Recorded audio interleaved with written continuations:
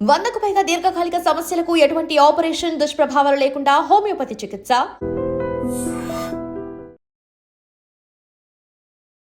Welcome to I dream. నేను ఉదయశ్రీ. చర్మానికి సంబంధించి అసలు వ్యాధులు ఎందుకు వస్తాయి, ఎన్ని రకాల వ్యాధులు ఉంటాయి, వాటికి హోమియోలో ఎలాంటి మెడిసిన్ ఉంది అడిగి తెలుసుకుందాం. హోమియో కేర్ ఇంటర్నేషనల్ నుంచి డాక్టర్ అర్చన గారు ఉన్నారు, మాట్లాడదాం. నమస్తే అండి. నమస్తే. సో చర్మానికి సంబంధించి అసలు వ్యాధులు ఎందుకు వస్తాయి, ఎలాంటి వ్యాధులు రీసెంట్గా మీరు చూస్తున్నారండి? చర్మానికి సంబంధించిన అయితే దాదాపుగా మనకి స్కిన్ టైప్ని బట్టి వస్తుంది. అంటే ఎదర్ ఇట్ మైట్ బి అంటే oily skin, dry skin, normal skin అనే దాన్ని బట్టి వన్ థింగ్ ఉంటుంది.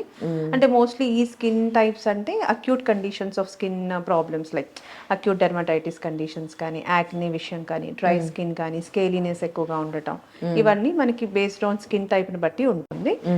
Remaining thing will be like other factors like family హిస్టరీలో ఏమైనా అంటే chronic conditions of auto immune diseases ఏమైనా ఉన్నాయా, లేకపోతే జెనెటిక్ ఫ్యాక్టర్స్ ఏమైనా ఉందా, తర్వాత వాళ్ళు తీసుకునే ఆహారపు అలవాట్లని బట్టి, వాళ్ళ యొక్క స్ట్రెస్ ఫ్యాక్టర్స్ని బట్టి, యాంగ్జైటీ లెవెల్స్, తర్వాత డిప్రెషన్ ఏమైనా ఉందా ఏంటి, ఇవన్నీ కూడా మనకి స్కిన్ మీద రిఫ్లెక్ట్ అయ్యే ఛాన్సెస్ ఉంటుంది. అండ్ వాళ్ళు ఉన్న వెదర్ కండిషన్ని బట్టి, వాళ్ళ యొక్క హార్మోనల్ ఇంబ్యాలెన్సెస్ బాడీలో, ఇప్పుడు ఫీమేల్స్లో ఎక్కువగా మనకి హార్మోనల్ ఇష్యూస్ బాగా కనిపిస్తుంటాయి. సో ఆ హార్మోనల్ ఇష్యూస్ ఎక్కువగా ఉన్న కండిషన్స్లో కూడా మనకి ఈ స్కిన్ మీద రిఫ్లెక్ట్ అయ్యే అవకాశాలు ఉంటూ ఉంటాయి. అండ్ ఈ మధ్య కాలంలో బాగా వినబడుతున్నాయి మనకి ఆటో ఇమ్యూన్ డిసీజెస్ ఎక్కువగా కనబడుతూ ఉన్నాయి. ఫర్ ఎగ్జాంపుల్ ఇప్పుడు ఎస్ఎల్ఈ తీసుకున్నాం అనుకోండి, లైక్ ల్యూపస్ ఎరిథెమటోసిస్ అంటాం, అంటే బటర్ఫ్లై ర్యాషెస్ కనిపించటం, ఆన్ ద ఫేస్ కనిపించటము, ఇదంతా one of the auto immune కండిషన్స్లో వచ్చి స్కిన్ డిజార్డర్స్. ఇలా కాకుండా నార్మల్గా అక్యూట్ కండిషన్స్, క్రానిక్ కండిషన్స్, తర్వాత acute exacerbations of acute conditions again రావటం అనేది కూడా మనము స్కిన్ డిజార్డర్స్లో చూస్తూ ఉంటాము. అయితే ఎలాంటి కండిషన్స్ మనకి రెగ్యులర్గా వచ్చే క్లినిక్స్లో ఎక్కువగా కనిపిస్తుంటాయి అంటే, ఈ మిడిల్ ఏజ్ పిల్లల్లో చూసుకుంటే మనకి ఈ హార్మోనల్ ఇంబ్యాలెన్సెస్ వల్ల వచ్చే యాక్నే, అంటే పింపుల్స్ అంటాం కదా, అంటే మనం ఈ పోర్స్ అనేది క్లాగ్ అయిపోవటం వల్ల ఎక్కువగా మనం ఆయిలీ స్కిన్ టైప్స్లో మనం ఈ యాక్నెస్ చూస్తూ ఉంటాం. కొంతమందికి నార్మల్ స్కిన్ అయినా కూడా వాళ్ళకి విపరీతమైన అంటే లైక్ ఈ హార్మోనల్ ఇష్యూస్ రావటం వల్ల కూడా they will get prone to the before menses, తర్వాత ఆఫ్టర్ మెన్సెస్ 5 days తర్వాత కూడా మనకి యాక్నే రావడం అనేది గమనిస్తూ ఉంటాం. అండ్ యాక్నే రోజేషియా అంటాం, అంటే స్కిన్ అంతా బాగా పింకిష్గా అయిపోయి పింపుల్స్ లాగా విత్ పస్ అనేది ఉంటూ ఉంటుంది, బాగా పెయిన్ఫుల్ ఉంటుంది. రప్చర్ అయిన తర్వాత స్కార్ చాలా రోజులకి అలానే రిమైనింగ్ గా ఉంటూ ఉంటుంది. And other conditions like normal warts, అంటే పులిపిరిలు అంటూ ఉంటాం కదా, ఇవి కూడా బాగా ఫ్రిక్షన్ ఏర్పడుతున్న ఏరియాలో కూడా మనకి చాలా మందిలో ఈ మధ్య కాలంలో మెడ చుట్టూ, ఆర్ంపిట్స్ లో, మనకి అండర్ ఐలిడ్స్ కింద, అప్పర్ ఐలిడ్స్ కింద కూడా అక్కడక్కడ మనకి ఈ వార్డ్స్ అనేది కనిపించడం సర్వసాధారణం. అండ్ ఎప్పటి నుంచో కూడా వార్డ్స్ కి హోమియోలో బెస్ట్ ట్రీట్మెంట్స్ ఉందని అందరికీ తెలిసిన విషయమే. థర్డ్ థింగ్ వచ్చేసరికి ఏంటంటే, నార్మల్గా ఈ అలోపేషియా, హెయిర్ తీసుకుంటే కనుక అలోపేషియా అక్కడక్కడ, అంటే ఓవరాల్గా యూనివర్సల్గా మనకి హెయిర్ లాస్ అవ్వడం ఒకటైతే, అక్కడక్కడ బ్లాచెస్ లాగా స్పాట్ లో లాగా పోతుంది, పేను కొరుకుడు అంటాం కదా, ఈ మధ్య కాలంలో అవి కూడా బాగానే అలోపేషియా ఏరియేట్ అంటాం, ఆ కండిషన్స్ కూడా చాలా వరకు వస్తున్నాయి. ఈవెన్ కొంతమందికి యూనివర్సాలిస్, అంటే అసలు ఎక్కడ కూడా హెయిర్ ఉండదు, అంటే ఈవెన్ ఐ లాషెస్ కూడా ఉండవు, ఐబ్రోస్ కూడా ఉండదు, అలాంటి కేసెస్ కూడా మనకి ఈవెన్ టీనేజర్స్లో ఎస్పెషల్లీ ఫీమేల్స్లో మనకి కనిపిస్తున్నాయి. అలాంటి కేసెస్ కూడా మనకి హోమియో కేర్కి వస్తూ ఉంటాయి. ఇది కాకుండా లాంగ్ టర్మ్ అంటే నార్మల్గా, అంటే ఈ ఆటో ఇమ్యూన్స్ కాకుండా ఇంకా లాంగ్ టర్మ్ ఉంది అంటే మనకి నార్మల్గా సెబోరిక్ డెర్మటైటిస్ అని, ఎగ్జిమా కండిషన్స్, ఫంగల్ ఇన్ఫెక్షన్స్ యూజువల్గా, ఇవన్నీ కూడా మనం ఆడవాళ్ళలో ఎక్కువగా చూస్తూ ఉంటాం వెన్ కంపేర్ టు ద మెన్తో పోలిస్తే. ఇవి కాకుండా సోరియాసిస్ ఇంకా అరుదుగా వినబడుతోంది ఈ మధ్య కాలంలో, అంటే కనీసం ఒక 10లో ఒక్కరికైనా కూడా ఉందేమో అన్న భయాందోళనలకి గురి చేసే ఒక రోగం. అంటే లైఫ్ థ్రెటనింగ్ కాదు, బట్ చూడడానికి చాలా అక్వర్డ్గా ఉంటుంది, అంటే social disfiguration will be that. At the same time అంత తొందరగా తగ్గే కండిషన్ కూడా కాదు సోరియాసిస్ అనేది. అంటే చర్మం అంతా పొలుసుల్లాగా వచ్చేయటం, దాని నుంచి క్రాక్స్, బ్లీడింగ్ రావటము, పస్ డిశ్చార్జ్ రావటం, అది లాంగ్ టర్మ్లో ఎనీ టాపికల్ లోషన్స్ సప్రెస్ చేసినప్పుడు they may turn out into then arthritis, psoriatic arthritis అనేది రావడం, దానివల్ల జాయింట్ ఇన్ఫ్లమేషన్ రావటం, కంప్లీట్గా డిజేబుల్కి వెళ్ళటం, లాంగ్ టర్మ్ ఆఫ్ సోరియాసిస్ ప్రాపర్గా ట్రీట్మెంట్ లేనప్పుడు. సో ఈ కండిషన్స్ కూడా మనము సోరియాసిస్ అనేది కామన్గా చూస్తూ ఉన్నాం. అండ్ విటిలిగో, బొల్లి మచ్చలు అంటూ ఉంటాం కదా, అంటే మామూలుగా అక్కడక్కడ బ్లాచీగా మనకి స్కిన్ అనేది కంప్లీట్గా పేల్ వైట్లోకి రావటం, లేకపోతే బ్రౌనిష్ స్పాట్స్ అక్కడక్కడ కనిపించడం అనేది ల్యూకోడర్మా అంటూ ఉంటాం. సో ఆ కండిషన్స్ కూడా దాదాపుగా మనకి హోమియో కేర్లో వస్తూ ఉన్నాయి. బట్ ఎనీ కండిషన్స్కి అయినా కూడా మనకి అంటే హోమియో అనేది రూట్ నుంచి ఎలిమినేట్ చేస్తుంది కాబట్టి మనకి బయట ఎక్స్టర్నల్ క్రీమ్స్ కన్నా ఇంటర్నల్ మెడికేషన్స్ ఓరల్గా ఇస్తూ డైట్ అనేది మెయింటైన్ చేయాలి అని చెప్తూ వాటర్ కన్జంప్షన్ వాళ్ళ బిఎంఐకి తగ్గట్టుగా కండిషన్ని బట్టి, ఇప్పుడు యాక్నే ఉందనుకోండి ఫ్రీక్వెంట్గా ఫేస్ వాష్ చేయమని చెప్తూ ఉంటాం, ఎక్కువగా ఏం సోప్స్ యూస్ చేయొద్దని చెప్తాం. నార్మల్ ఫేస్ వాష్ ఏదైతే యూస్ చేస్తారో ఆ pH లెవెల్ 5.5-6 లోపల ఉండేటట్టుగా చూసుకోండి అని చెప్తాం. హెవీ కెమికలైజ్డ్ క్రీమ్స్ కానీ లోషన్స్ అప్లై చేయొద్దు, ఈ ఫేషియల్స్ క్లెన్జింగ్స్ ఇవన్నీ చేయొద్దు అని చెప్తూ ఉంటాం. నిద్ర సరిగా ఉండాలి, 5 to 6 hours 7 hours నిద్ర ఉండాలి. అండ్ పీరియడ్స్ టైంలో చాలా జాగ్రత్తగా ఉండాలి అమ్మాయిలు అయితే, అంటే హెల్దీగా ఎక్సర్సైజెస్ అది రెగ్యులర్గా చేసుకుంటూ ఎక్కువ స్ట్రెస్ అవ్వకుండా ఉండేటట్టుగా చూసుకోమని చెప్తూ ఉంటాం. ఇవన్నీ రెగ్యులర్గా మనకి హోమియో కేర్లో వచ్చే కేసెస్ అండి. ఓకే, సో చర్మానికి ఫేస్ మీద వచ్చే మీరు ప్రాబ్లమ్స్ చెప్పారు కదా, పిగ్మెంటేషన్ కావచ్చు, పింపుల్స్ కావచ్చు, యాక్ని, ఇవన్నీ వచ్చినప్పుడు ఇప్పుడు ఈ జనరేషన్ వాళ్ళందరూ కూడా ఏవైనా సోప్స్ వాడడం, లేకపోతే అడ్వర్టైజ్మెంట్స్ వస్తూ ఉంటాయి కదా, అందులో చూసి వాడడము, లేదంటే పార్లర్లో ఏదైనా ఇప్పుడు వార్డ్స్ ఉంటాయి కదా అవి తీయించుకోవడం, ఇలాంటివి చేస్తూ ఉంటారు. కానీ వాళ్ళకి మాకు అంటే లోపల ఏదో ప్రాబ్లం ఉండడం వల్ల, హార్మోనల్ ప్రాబ్లమ్ ఇంకేదైనా దాని వల్లే ఇలా అవుతోంది అని ఒక డాక్టర్ ని కన్సల్ట్ చేయడం అనేది ఈ మధ్య కాలంలో అయితే లేదు. సో అలాంటి వాళ్ళకి మీరు ఏం చెప్పదలుచుకున్నారు? అంటే ఈ మధ్య కాలంలో కొంచెం పెరిగింది అది, అంటే లోపల ప్రాబ్లమ్స్ మనకు బయట కనబడుతున్నాయి అంటే ఓన్లీ బ్యూటీ కేర్ కిందనే కాకుండా హెల్త్ పరంగా కూడా ఏమన్నా ఉందేమో అన్న కండిషన్స్ డాక్టర్ ని కన్సల్ట్ అవ్వడము, ప్రొఫెషనల్స్ ని కన్సల్ట్ అవ్వడం జరుగుతోంది. బట్ మీరు అన్నట్టుగా కొంత పర్సెంటేజ్ అనేది పెరిగింది కానీ మొత్తం పూర్తిగా అయితే రావట్లేదు. కొంత బ్యూటీ టిప్స్ కింద తీసేసుకొని అలా కొంతమంది మేనేజ్ చేస్తూ ఉన్నారు. అంతేందుకు ఇప్పుడు మనకి ఎలోపేషియా ఉంది. సో డెఫినెట్గా మనం ఏమనుకుంటాం, స్ట్రెస్, నిద్ర లేకపోవడం, వెదర్ కండిషన్స్, వాటర్ కండిషన్స్ అని చెప్తాం. కానీ there will be iron deficiency ఉండొచ్చు, డి డెఫిషియన్సీ ఉండొచ్చు, B12 డెఫిషియన్సీ ఉండొచ్చు, బయోటిన్ డెఫిషియన్సీ ఉండొచ్చు. ఇవన్నీ ఒక డాక్టర్కి మాత్రమే తెలుస్తుంది, బ్యూటీ కేర్ ఆమెకి తెలియదు కదా. సో ఇవన్నీ రావాలి అంటే ఖచ్చితంగా హెల్త్ కేర్ ప్రొఫెషనల్ని కలిస్తేనే ప్రాపర్గా మెడికేషన్ అనేది ఉంటుంది.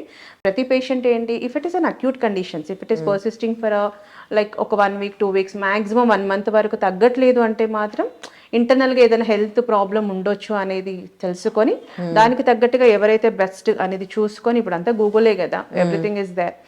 సో చూసుకొని ఆ డాక్టర్ని కన్సల్ట్ అయ్యి దాని ప్రకారంగా ట్రీట్మెంట్ తీసుకుంటే మనకి ఎర్లీగా diagnosis is very better.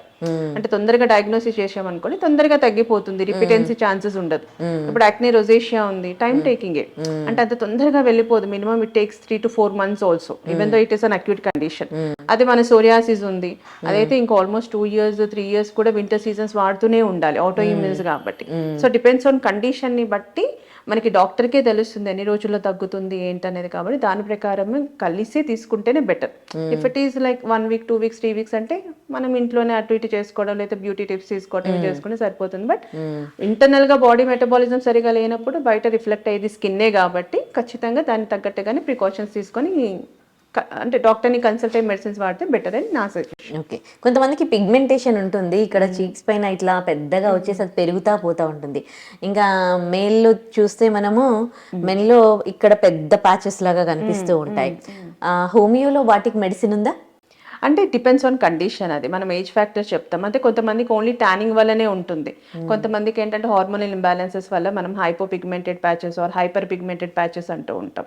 So దానిలో ఏంటంటే ఎంత ప్యాచ్ వాళ్ళకి ఉంది అంటే చిన్నదా పెద్దదా వాళ్ళ చేసే ప్రొఫెషన్ని బట్టి ఉంటుంది, ఏజ్ ఫ్యాక్టర్ని బట్టి ఉంటుంది, వాళ్ళ యొక్క బీపీ, షుగర్, థైరాయిడ్, కొలెస్ట్రాల్ ఏమైనా ఉందా, వేరే దానికి ఏమైనా మెడికేషన్స్ వాడుతున్నారా, లేకపోతే డైరెక్ట్గా మా దగ్గరికి వచ్చారా, లేకపోతే అదర్ మెడికేషన్స్ వాడి మా దగ్గరికి వచ్చారా అనే దాని బేస్ మీద మేము ఇంత తగ్గిస్తామని చెప్తాం. But most of the hypo or hyper pigmented patches almost 80 to 90% అయితే బెటర్మెంట్ ఉంటుంది, which is very safe and side effect లేని మెడిసిన్. ఎందుకంటే హోమియోపతిలో మనకి స్టిరాయిడల్ క్రీమ్స్ ఏమీ ఉండదు, ఎక్స్టర్నల్ గా మనకి యాంటీబయాటిక్స్ ఇలాంటివి ఏమీ ఉండదు. కాబట్టి ఏది ఇచ్చిన న్యాచురల్ మెడికేషన్ కంప్లీట్ గా రికవరీ అవుతుంది without any side effects. Okay, ఇప్పుడు ఫేస్ పైన వచ్చే స్కిన్ ప్రాబ్లమ్స్ వేరు అండ్ బాడీలో ఇట్లా మనకు బాడీ పైన వచ్చేది వేరు. మనకు బొల్లి అనే ఉంటుంది, సోరియాసిస్, ఇవన్నీ కూడా డిఫరెంట్ కదా వాళ్ళకి, autoimmune, auto immune disorders. So వాటికి హోమియోలో ఎట్లాంటి ట్రీట్మెంట్ ఉంది? ఆటో ఇమ్యూన్స్ కి కూడా ఈ మధ్య కాలంలో ఎందుకంటే కేసెస్ పెరుగుతున్నాయి, దాని ప్రకారంగానే మెడిసిన్ కూడా అడ్వాన్స్ చేస్తున్నాం. సో ఎంత కేసెస్ మనకి డే బై డే పెరుగుతూ వస్తున్నాయో మెడిసిన్ కూడా అంతే ఎక్కువగా డోసెస్ ఇవ్వడం జరుగుతుంది. కాబట్టి డిపెండ్స్ ఆన్ ద కండిషన్. మనకి కొన్ని కండిషన్స్ ఉంటాయి, ఒక 100లో ఒక 10 కేసెస్ మొండి కేసెస్ ఉంటాయి. అంటే అవి ఎంత వేసినా కూడా తగ్గుతుంటది, మళ్ళీ వచ్చేస్తుంటాయి, తగ్గుతుంటే మళ్ళీ వచ్చేస్తుంటాయి. బట్ అలా అని సోరియాసిస్ కానీ సోరియాసిస్ ని ఇంకా కొంచెం తొందరగానే తగ్గించవచ్చు. కానీ వేర్ కమింగ్ టు ద బొల్లి మాత్రం కొంచెం చాలా లాంగ్ టర్మ్ పడుతుంది. ఎందుకంటే అది మళ్ళీ డిస్ట్రక్షన్ కాబట్టి మనకు ఒక చిన్న పింపుల్ వస్తే it takes around 1 to 2 months ఆ స్కార్ పోవడానికి. ఇది మాకు పిగ్మెంటేషన్ అనేది డిస్ట్రక్షన్ జరుగుతుంది కాబట్టి మళ్ళీ రెజ్యునేట్ అవ్వాలి అంటే it takes time. When compare to the psoriasis బొల్లికి ఇంకా చాలా టైం పడుతుంది. We have a treatments, proper treatments అయితే ఉన్నాయి. ఒక్కసారి బొల్లి వచ్చి ఒక దగ్గర వైట్ ప్యాచ్ వచ్చినాక మళ్ళీ అది నార్మల్ గా స్కిన్ లో కలిసిపోవడం అనేది జరుగుతుందండి? దట్స్ వాట్ అదే చెప్తున్నాను కదా, టైం టేకింగ్ ప్రాసెస్. ఇప్పుడు సోరియాసిస్ ని విత్ ఇన్ 1 month లో తగ్గించిన కేసెస్ చాలా ఉన్నాయి. ఇప్పుడు వాళ్ళకి కరెక్ట్ గా మెడిసిన్ వాళ్ళకి పడింది అంటే కాన్స్టిట్యూషనల్ సిమిలమం మెడిసిన్ అంటాం. అంటే వాళ్ళ హిస్టరీ మొత్తం క్లియర్ గా తీసుకొని మెడిసిన్స్ కరెక్ట్ గా ఫస్ట్ మంత్ లోనే వేస్తే 1-2 months లోనే 90% ప్యాచెస్ పోయిన కండిషన్ సోరియాసిస్ లో ఉంటాయి. మరి వేరాజ్ ఇన్ విటిలిగోస్ కి కొంత టైం టేకింగ్, అది కూడా కంప్లీట్ గా పోతుందని కూడా చెప్పలేం.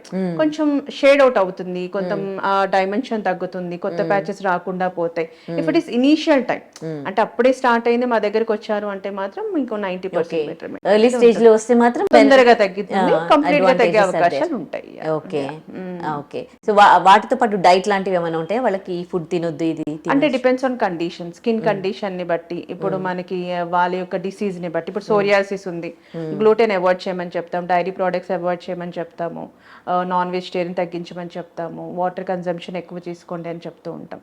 విటిలిగో అనుకోండి, ఈ సేమ్ గోంగూర, పులుపు, వంకాయ, ఫిష్ ఇవి తినొద్దని చెప్తాం. డైరెక్ట్ సన్ రేస్ కి ఎక్స్పోజ్ అవ్వద్దని చెప్తాము. అంటే నార్మల్ మార్నింగ్ 7:30-8 లోపల ఓకే, కానీ బ్యాడ్ యూవీరేస్ కి ఎక్స్పోజ్ కావద్దని చెప్తాం. మరి ఎక్స్ట్రీమ్ సన్స్ కి ఎక్స్పోజ్ కాకుండా, డస్ట్ కి కూడా ఎక్స్పోజ్ కాకుండా ఉండమని చెప్తాము.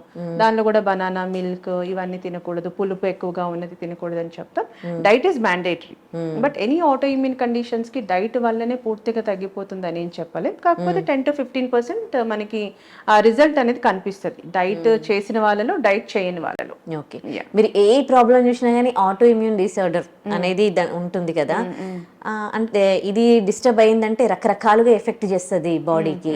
సో దీనికి హోమియోలో ఎట్లాంటి మెడిసిన్ ఉందండి ఈ ఆటో ఇమ్యూన్ డిసార్డర్ ని కంప్లీట్ గా ఏది ఇచ్చిన కాన్స్టిట్యూషన్ బేస్డ్? ఇప్పుడు ఎట్లా ఇద్దరికి, ఒకవేళ ఫర్ ఎగ్జాంపుల్ ఇద్దరికి ఎస్ఎల్ఈ ఉంది, సోరియాసిస్ ఉంది, విటిలిగో ఉంది, ఇద్దరికి వాళ్ళ మనస్తత్వాలు వేరుంటాయి, వాళ్ళ యొక్క బాడీ టెక్స్చర్ వేరుంటుంది.